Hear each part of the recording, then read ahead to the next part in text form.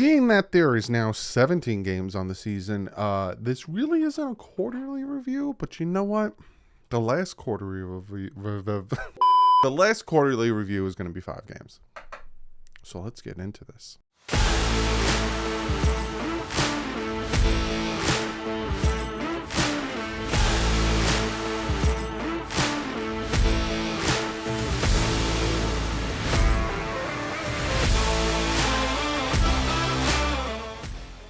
What is up, fans? The Miami Dolphins have played 4 games. The Miami Dolphins are 3-1. We're going to talk about that. We're going to talk about where the team is right now, where the team is going, and Tua Tagovailoa. I told you guys I'm giving him 4 to 5 games to show me if he could be a franchise quarterback, if he has changed from his past 2 years, if he has learned and gotten better. And I'm going to tell you in this video if I think he could be a franchise quarterback, if I think he is the franchise quarterback, and if he got better, if he has changed, and all that stuff. So we're gonna talk about a lot in this video. But before we get into all that good stuff, I have to thank and shout out a bunch of new members that have joined the channel. You've got John Brown, Frank Moreno, Peastree, Aiden Warner, Mike Hansen, Nick Poverman, Luke Boyle, and Gardo-Echo. Thank you guys so much for joining the membership. If you guys would like to join the membership, you hit the join button next to the subscribe button. If you want to become part of the Patreon, you just link in the description. Yes, patrons, I told you guys, and I keep telling you guys, I'm going to get back on that series where I help you kind of with, building a YouTube channel or building a podcast or building any type of YouTube video type production. And I'm going to get back on that. I do promise you. It's just now the season here is getting crazy busy, especially with all the crap going on with the Miami Dolphins. So, but without further ado, let's jump into this. So we're going to review actually the Miami Dolphins over the past 4 games, first quarter of the season. I'm going to save Tua Tagovailoa, his stats and all that stuff for last because I'm going more in depth with Tua. And I'm going to talk about my thoughts on Tua. And like I said, I was giving him 4 games to really show me what he could do. But when it comes to receiving, Jalen Waddle, 381 yards, 5th in the NFL. 3 touchdowns, tied for 2nd in the NFL. Tyreek Hill, 474 yards. That is 1st in the NFL. And 2 touchdowns, which essentially is tied for 4th in the NFL. Our run game, right? It's not there. It's just not there. 31th ranked in the NFL in rushing yards. 22nd ranked in the NFL in rushing touchdowns. Points for, we are 9th ranked, which is pretty good. Yards, we are 11th ranked on offense, which is really good. And on, fumbles lost, we're 1st ranked. We have no fumbles lost. I might have just jinxed us. Our passing is 4th in the NFL. Our passing touchdowns is 7th in the NFL. Kind of give you a little bit of a teaser on that. When it comes to the offense, before I get to the defense, when it comes to the offense, I am pleasantly surprised. I did not think the offense would be able to click as well as it did or as fast as it did.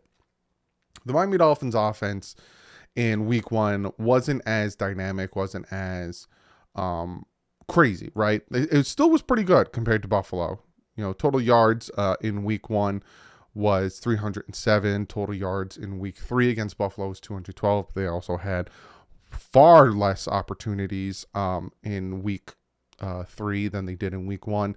But it wasn't where I thought it would be in a good way, right? I told you guys that it's going to take about 4 to 5 weeks for the offense to get clicking, for the offense to get moving, because it's a new offense. And they got clicking in the Baltimore Ravens game. And a lot of people say, well, in the 3rd quarter. If you watch that game, they were clicking. And even going into the 2nd half, they were moving the ball. So the offense got clicking like week 2. The part that is frustrating to me, and the part that maybe a lot of people were right about, is the defense. We're getting to the defense now, right? The defense has 7 sacks on the season, which is ranked 18th. Pressure percentage, 13.4, which is ranked 30th. Hurry percentage, 5.2%, which is ranked 26th. Blitz, the percentage of time they blitz, 24.4, which is 17th ranked. So They get barely any pressure, 30th ranked. They get barely any hurries, 26th ranked. They don't blitz as often, and they don't have that many sacks with 18 sacks. They allow 8 passing touchdowns, which is second in the NFL. The most yards, they allow the most yards in the NFL. They only have 1 interception, and they allow the second most points in the NFL with 91. Well, now 19th, because I took all these stats before Sunday. So they're 19th in points for, but they're still 28th in yards for. This defense is not where I thought it would be. It's not even like they're real mid anymore. They're good at rushing, right? They're the 13th ranked rush defense, but they're the 31st ranked pass defense. 17th in turnovers. 24th in first downs. The offense is 16th in first downs, which is very good. They're not even like mid. They're below. I put them probably around the 20s. Mid 20s, high 20s, probably like 23rd ranked. 21st ranked defense.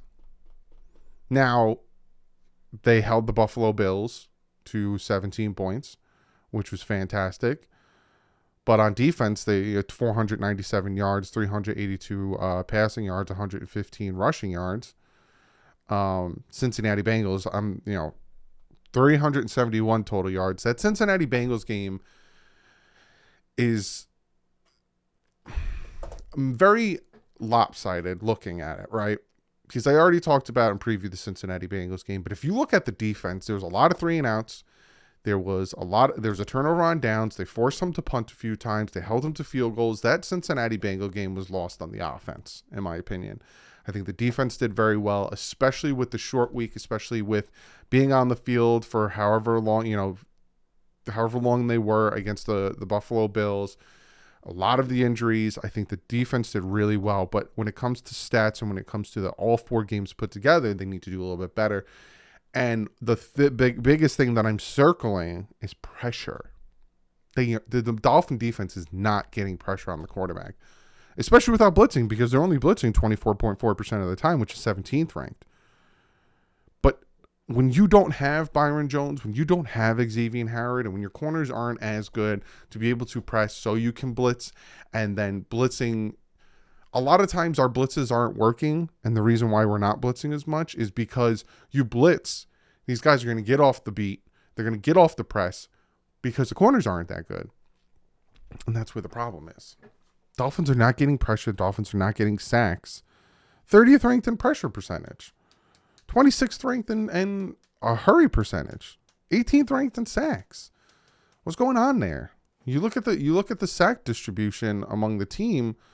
Melvin Ingram has 2 sacks. Javon Holland has a sack and a half. Brandon Jones has a sack. Your second leading sacker is a safety. Then Emmanuel Ogbah has 1 sack. Jalen Phillips has 1 sack. Jerome Baker has a half of a sack. That's it. 1 interception on the year, and that's from Javon Holland. No one else has an interception on the team. I'm hoping this 10-day break that they got, someone puts a little pep in this defense's step. Because you match this defense with the offense, this team's going to be really good and hard to beat. Now, again, you're like, well, what offense? This offense is pretty dynamic, especially with the ranking of the wide receivers, the ranking of the quarterback. There is no real rush game there. That needs to be picked up. But the pass game is top ranked. Pass game is 4th ranked in the NFL. This defense needs to match that. And I'm a little disappointed in the defense. A little bit disappointed in the defense. When it comes to third down percentage, the conversion percentage of third down is 41.9, which is 10th ranked in the NFL. The conversion rate for the opposing team is 50%, which is 30th ranked in the NFL. Dolphins are very bad at stopping the opposing team from converting third downs on defense. Really good at converting them on offense, and we've seen it. Bad on defense. And then 4th down percentage, Dolphins are 75%, which is 2nd. Dolphins just convert 4th downs, all right, fine, whatever. Better on defense, 37.5. This is 10th ranked. And then red zone, 66.7% in the red zone. When it comes to attempts for touchdowns, that's 7th ranked. And on defense, 63.6, which is 20th ranked. Not good. We used to really clamp down once you got in the red zone, and it doesn't seem like that's the thing right now. So, again, we have 2 top wide receivers. The tight end group, Gesicki's starting to come in and do his thing, but he's not really where he should be. Like, he's actually 4th ranked when it comes to receiving yards with only 71. Trent Sherfield's above him. And then touchdowns, River Craycraft is above him too. He has 1 touchdown, and River Craycraft has 2. So, Gesicki needs to kind of step it up. But again, this system isn't much predicated on the receiver, the tight end being a big receiving threat. But that's the rest of the team. Again, offense, I'm happily surprised. Defense, want more, especially out of the pass rush. I think the pass rush needs to be much better. Sanders, we'll go to special teams real quick. 6 for 5 on field goals, 83.3%. That's not too bad. He missed 1 extra point. His longest 49-yard field goal, and even that 1 missed field goal that was a block from 93. 93 got his hand up. I honestly think if 93 didn't block that one against the Cincinnati Bengals, he would have made it. So he would have been perfect on the earned field goals. And then Morstead long, 66-yard punt. It's 9th ranked in the NFL. I think Morstead is a stud at punter. And we're good there. Now let's get to what you guys want to talk about. Let's get to the bread and butter. Let's get to the goods. That's Tua Tagovailoa. Tua Tagovailoa has 1,035 passing yards in 3 1/4 games. That is 8th ranked in the NFL. He has 8 touchdowns. That is 8th ranked in the NFL. 3 interceptions, 69.6 completion percentage, 109.9 passer rating. He's ranked 12th in the NFL in yards, in air yards percentage or average with 8.2. So you can't really say he's checked down 2 anymore. You can't really say he doesn't throw deep anymore because he is 12th ranked in the NFL in those yards. On target percentage, meaning his passes are on target. He's 4th ranked in the NFL, 83%. That's not a surprise. He was top 5 ranked last year. Bad pass percentage, he is 10th best, I guess you could say, with a 14.2%. So this guy's accurate. We all know he's accurate. We all know his anticipation is accurate. We all know all of those things. So those are the stats. Give you all the stats. Very good stats. 8th ranked. He's a top 10 quarterback in the NFL right now. And you're like, no, he's not. He's 8th ranked in yards, 8th ranked in touchdowns. He is, 4th ranked in on-target percentage. Look at his, completion percentage. Look at his passer rating. 3 interception. Like, he is playing like a top 10 quarterback in the NFL right now. As much as you want to hate on Tua, as much as you want to think that you don't want him to be that because it doesn't fit your narrative, or all of a sudden, a lot of people that said he was good, like Tyreek Hill, Mike McDaniel, Jalen Waddle, Mike Gesicki, Xavier Howard, all these guys that came out to the meeting, and you were out here pushing a narrative that, that's just because he's putting the numbers up, he's putting the play up. How many countless 4th and 7, 3rd and 22, 3rd and whatever. The Ravens game, constant touchdowns on 3rd downs. 3rd and 22, 4th and 7 against the Patriots. Constantly, putting his nuts in that wheelbarrow and just slinging the rock. So the question that everyone wants me to answer is he a franchise quarterback? Has he been playing like one over the first 4 games? Has he changed from the way he was last year? Yes. Yes, he has. From what I've seen, even in the Patriot game, a lot of people thought it was a horrible game. So many people were jumping ship. So many people were like, oh, God, we only put up 17 points against this team, or however many points. I think it was, it was 17 points. No, it was 13 points. Oh, my God, this Patriots team. And, Tua sucks. He's horrible. I'm done with him. And then he come out and he says he's short. I'm done with him. Then he does that to the Patriots. Now all of a sudden people were kissing his ass. He did really well against the Buffalo Bills. Everyone started kissing his ass. And before he got injured against the Cincinnati Bengals, he was lighting that Bengals team up, marching down the field. He had the dumb interception, which I will never make excuses for dumb interceptions. It was a dumb interception. He tried to throw it when he shouldn't have, especially if his back / or head was in the situation that it was. Shouldn't have tried to force that, play smarter football. But other than that, he was marching them down the field. Drop Edmonds touchdown, all of these two drop Waddle passes. The kid has been playing lights out for the past 3 weeks. The kid has been playing and some people hate that I said call him a kid. I'm 35. I'm going to call him a kid. He's been playing ridiculous. So, yeah, he's been playing like a franchise quarterback. Yes, he has been playing different than he has the past 2 years. I don't want to hear any excuses. From the people who don't like Tua, I don't want to hear any excuses. I told you guys I would not come out if he was playing like hot garbage, if he was costing us games, if he was struggling, if he was not pushing the ball down the field, if he was doing horrible. I would not come on here and give you any excuses because there is none to give. The Dolphins bolstered up this offensive line. The Dolphins got him weapons. There is no excuses, and the same can be said the other way. There are no excuses. He is playing extremely well. I don't want to hear that he has weapons now, blah, blah, blah. How many quarterbacks have weapons now? Justin Herbert had weapons from jump when he got drafted. I don't want to hear it. Give the kid credit. You give the credit where it's due. The Dolphins are 3-1.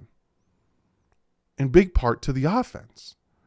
Now, the defense made the stop against the Buffalo Bills, but it was the offense against the Baltimore Ravens because the defense couldn't stop anything against the Baltimore Ravens. It was both against the Patriots, but thanks for the scoop and score on Melvin Ingram. But if you only score 7, you still lose in that game. The offense had to move the ball. Cincinnati Bengal game, like I said, was not lost on the defense. That was lost on the offense. And that's where I came to my realization. You know, I watched him. I broke down the film. I watched him at the beginning of the Bengals game. And then I watched the offense without him. He had 3 opportunities in that Bengals game. 2 of them marched down the field. One of them was a drop touchdown. 3 opportunities. Teddy Bridgewater had 7 opportunities. And what equated from it? So, yeah, he's a franchise quarterback. Now, here's my butt. I'll show you a picture of my butt. Here's the butt. And this is the thing. Again, I'm giving you a fair assessment of Tua Tagovailoa. I said I was going to give you a fair assessment going in to the first 4 to 5 games, and I'm deciding on the 4 games because I kind of already know what I see. Here's the butt. His injuries. They still scare. Go back and watch my ranking of quarterbacks coming into the 2020 draft. Go watch my grades for the draft. Go watch my review of him being drafted. And my biggest worry with him, it wasn't his arm, it wasn't his smarts, it wasn't any of that stuff. It was his health.